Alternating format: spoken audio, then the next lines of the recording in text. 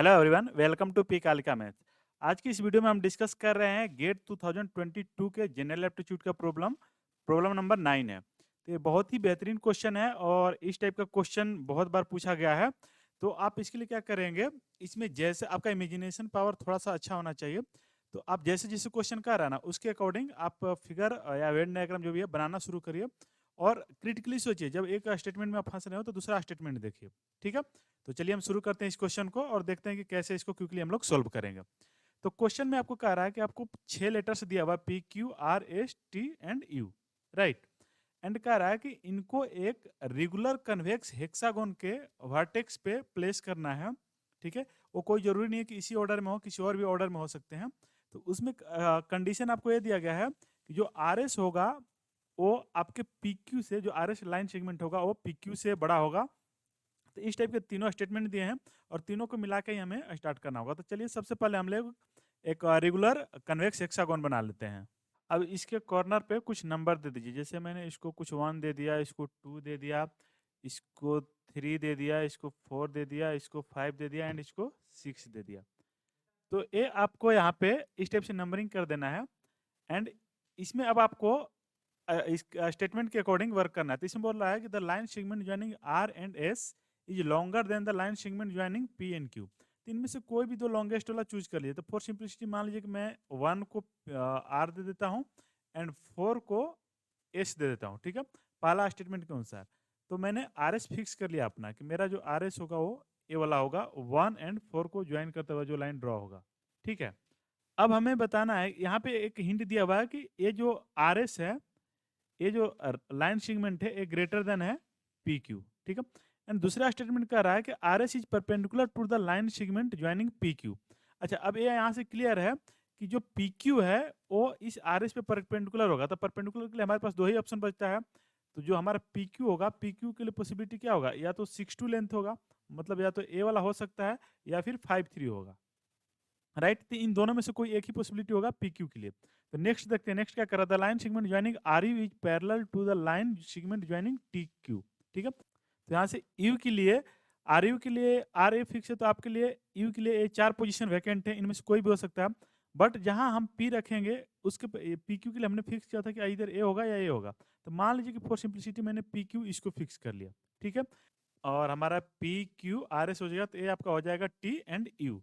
ठीक है, तो थर्ड स्टेटमेंट में क्या करा, R and U is parallel.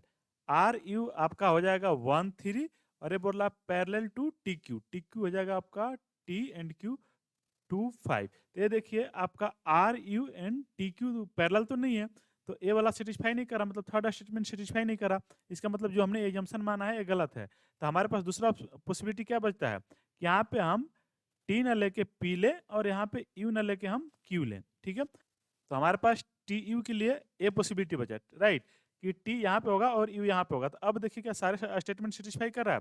पहला हम बोल रहा है कि R S is longer than the line segment joining P Q. R S यहाँ पे चूंकि लॉन्गेस्ट है तो हर किसी से बड़ा है, कोई भी लाइन सेगमेंट आप देखें। तो पहला सेटिस्फाई हो गया। दूसरा हम कर रहा था line segment joining R and S, R S यानी 1 4 is perpendicular to the line segment joining P Q, और पी क्यू यहाँ पे हमारा है 5 3, राइट। तो बिल्कुल एस हमारा 5 3 परपेंडिकुलर है। यहाँ पे दोनों ही था, या तो आपका ये टी यू लीजिए या पी क्यू लीजिए, दोनों ही परपेंडिकुलर था। तो हमने इससे पहले पी क्यू ऊपर रख के देख लिया, तो ऊपर सेटिस्फाई नहीं किया, तो हमारे पास दूसरा ऑप्शन नहीं बच रहा। तो हमारा ये सेकंड स्टेटमेंट भी ट्रू हो गया।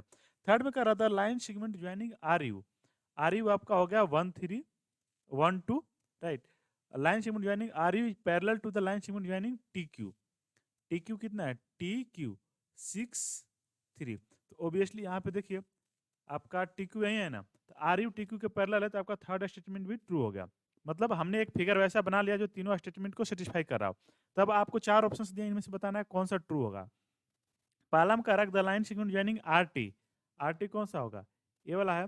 The line segment joining R T is parallel to the line segment joining Q S. Q S कहाँ है, क्यू एस एस ए रहा। ऑब्वियसली ये दोनों पैरेलल है। हेक्सागोन में क्या होता है, सामने के साइड्स पैरेलल होते हैं। तो पहला आपका स्टेटमेंट ट्रू हो जाएगा। और चूंकि ओनली वन ऑप्शन करेक्ट होता है तो बाकी आपको चेक करने की जरूरत नहीं है। बट आप इसको प्रैक्टिस कर रहे हैं, सो बाकी स्टेटमेंट भी देख सकते हैं कि कैसे गलत है। जैसे फॉर एग्जांपल सेकंड ऑप्शन में क्या कर रहा है, जो टी क्यू होगा वो पैरेलल होगा पी यू का। टी क्यू पैरेलल होगा पी यू का, तो यहाँ पर देखिए पी यू लेंगे तो ए लग जाएगा। तो ये तो इंटरसेक्ट कर रहा, तो सेकंड स्टेटमेंट गलत हो गया। थर्ड में कह रहा है कि आरपी परपेंडिकुलर होगा यूक्यू का, आरपी परपेंडिकुलर होगा यूक्यू का, नहीं, ये देखिए आरपी ए होगा और यूक्यू ए होगा, तो ये भी आपका गलत हो गया। और लास्ट में कह रहा है कि क्यूएस होगा परपेंडिकुलर होगा आरपी पे, क्यूएस होगा परपेंडिकुलर होगा आरपी पे। देखिए क्यूएस जो है आर आरपी पे ना ही परपेंडिकुलर है और ना ही इसके पैरेलल है, ठीक है। क्यूएस जो है ना ही आरपी पे परपेंडिकुलर है और ना ही इसके पैरेलल है, तो ये भी गलत हो गया। तो इस तरह भी आपके पास ओनली वन ऑप्शन बचा, सो आपका पहला ऑप्शन करेक्ट आंसर हो जाएगा, ठीक। बाकी जो लोग सोल्यूशन नोट करना चाहें तो इसको हमने यहाँ पे लिखा, हालांकि ये एक ही बार में आप नहीं कर सकते, आप इसको इंडिपेंडेंटली सोचेंगे तो शायद इसको अच्छे से कर पाए। मैंने इसको बनाया तो फर्स्ट टाइम बनाने में मेरे को 4 से 5 मिनट लग गया, क्योंकि आपको क्रिटिकली सोचना पड़ेगा। तो यहाँ पे आप समझ सकते हैं, बट आप इसको फिर से रख के आप सारे पॉसिबल ऑप्शन सोचिए क्या क्या हो सकता है, ठीक है। तो आपसे इस टाइप का क्वेश्चन इजीली बन जाएगा। ओके, तो आज के लिए बस इतना ही। Thank you.